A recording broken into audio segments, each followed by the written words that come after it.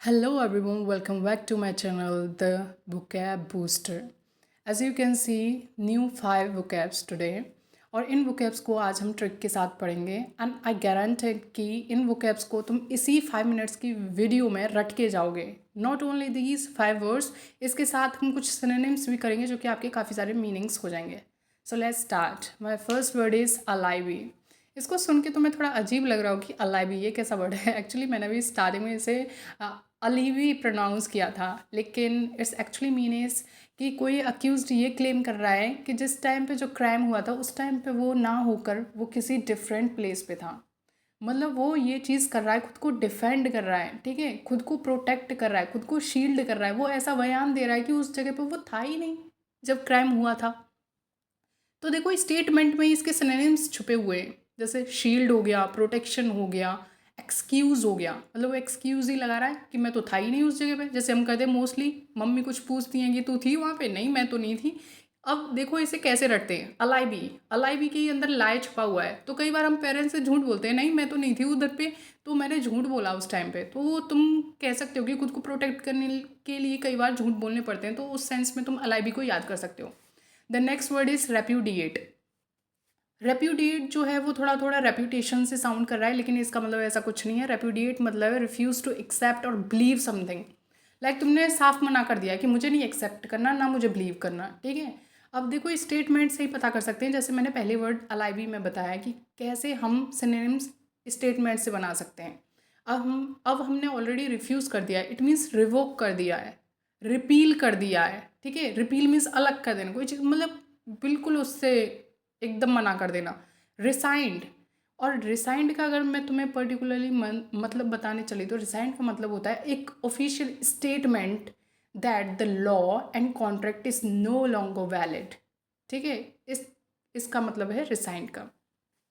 तो देखो हमने रेप्यूडिएट के अंदर काफ़ी सारे मीनिंग्स जो हैं पढ़ लिए हैं, जिसमें रिसाइंड भी एक तुमने देख लिया होगा new word. And the third one is asphyxiating. तो देखो कैसे हम प्रोनाउंसिएशन को भी ठीक कर सकते हैं. जैसे मोस्ट ऑफ द पीपल जो कहते हैं कि फिक्सर है, मैच फिक्सर है, फिक्सर है, तो उस फिक्सर को तुम यहाँ पे पुट कर सकते हो. एस्फिक्सिएटिंग, फिक्स आ रहा है ना वर्ड. एस्फिक्सिएटिंग का मतलब होता है दम घुटना.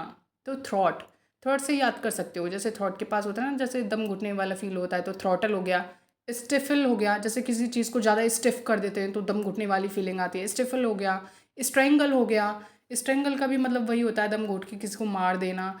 तो इसमें ना एक हम किल वर्ड भी ऐड कर सकते हैं, लेकिन किल वर्ड मैंने यहाँ पे लिखा नहीं है, बट उसका मतलब मारना भी होता है. And the fourth one is smoother. Smoother देख के ही तुम्हें स्मूथ सा फील हो रहा होगा कि स्मूथ टाइप का, लेकिन स्मूदर का मतलब है वही सेम दम घुटने वाला.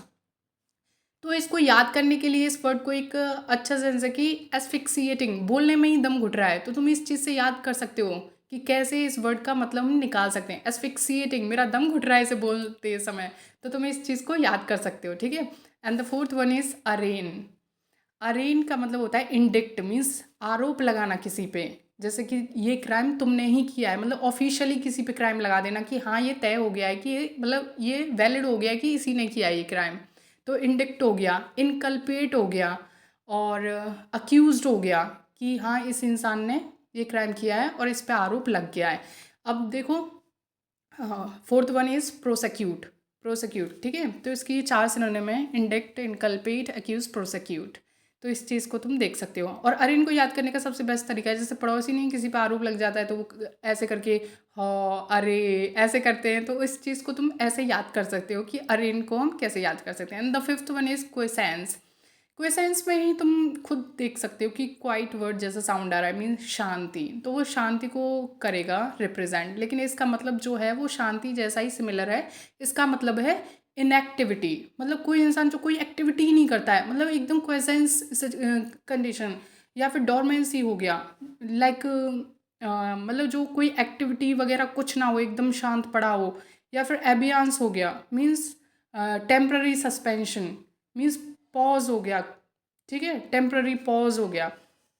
जैसे हम कई बार इसमें एग्जाम्पल्स भी देख सकते हैं, जैसे after a long period of quiescence the volcano suddenly erupted, ठीक है. तो ये हमारे एक एग्जाम्पल हो गया है इसमें.